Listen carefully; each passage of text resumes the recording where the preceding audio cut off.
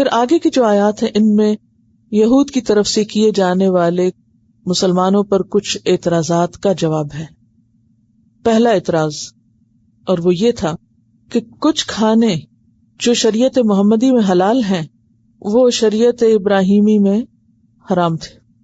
تم اگر یہ کہتے ہو کہ ہم، یعنی یہ یہود کا کہنا تھا، تم اگر یہ کہتے ہو کہ ہم ملت ابراہیمی کی پیروی کرنے والے ہیں تو پھر ان چیزوں کو تم نے حلال کیسے کر لیا؟ اور وہ چیزیں کیا تھی؟ اونٹ کا گوشت اور اس کا دودھ. تو اس پر اللہ تعالیٰ نے کیا فرمایا؟ کل الطعام کان حلا لبنی اسرائیل، سارے کے سارے کھانے بنی اسرائیل کے لیے حلال تھے. الا ما حرم اسرائیل علی نفسہ، مگر وہ جو اسرائیل نے اپنی ذات پر خود حرام کیا. اسرائیل کون ہے؟ یعقوب علیہ السلام. انہوں نے کس چیز کو حرام کیا تھا؟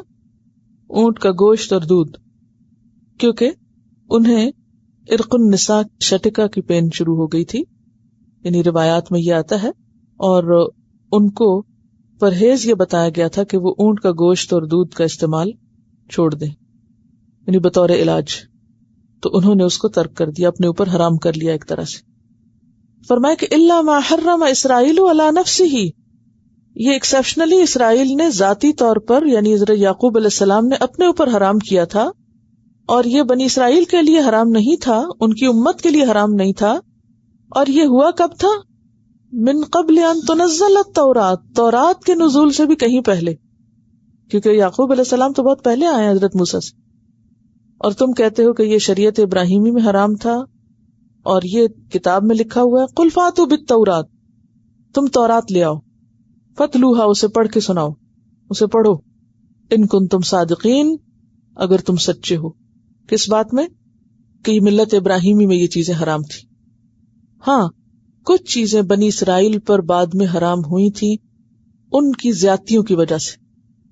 قرآن پاک میں آتا ہے فَبِظُلْمٍ مِّنَ الَّذِينَ هَادُوا حَرَّمْنَا عَلَيْهِمْ طَيِّبَاتٍ أُحِلَّتْ لَهُمْ، کہ یہودیوں کے ظلم کی وجہ سے، یعنی گناہوں کی وجہ سے، ہم نے ان پر کچھ طیبات جو ان کے لیے حلال کی گئی تھی ہم نے ان پر حرام کر دی.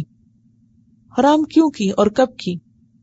کہا یہ جاتا ہے کہ یہ لوگ جب بھی کوئی کبیرہ گناہ کرتے تھے تو ان کے اوپر کوئی نہ کوئی نعمت حرام کر دی جاتی تھی کہ تم یہ ہاتھ نہیں لگا سکتے، اب تم یہ نہیں کھا سکتے.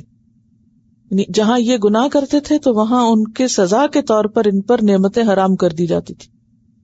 اور یہ ایک جانی بوجھی چیز ہے کہ جب بندے اللہ کی نافرمانی کرتے ہیں یا گناہ کرتے ہیں تو بعض اوقات رزق سے یا کسی بھی اور نعمت سے جو ان کو ملنے والی ہوتی ہے اس سے محروم کر دیے جاتے ہیں. یعنی دنیا میں بھی بعض اوقات انسان کو اس گناہ کا نقصان ہوتا ہے، اور اس کی واضح دلیل بنی اسرائیل ہے. فَمَنِ افْتَرَىٰ عَلَى اللَّهِ الْكَذِبَ مِن بَعْدِ ذَلِكَ فَأُولَٰئِكَ هُمُ الظَّالِمُونَ، تو جو اس کے بعد اللہ پر جھوٹ گھڑے. اللہ پہ جھوٹ گھڑنا کیا ہے؟ کہ یہ چیزیں اللہ نے حرام کی ہیں. تو جو اللہ پہ جھوٹ گھڑے وہی لوگ ظالم ہیں.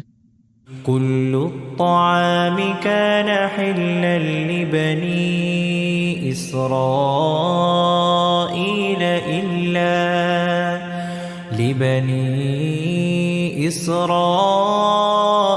إلا ما حرم إسرائيل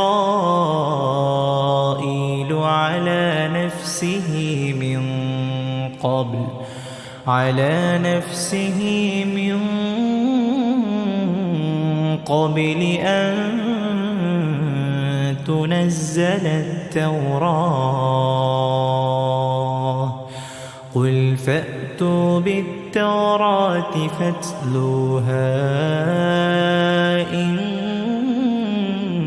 كنتم صادقين.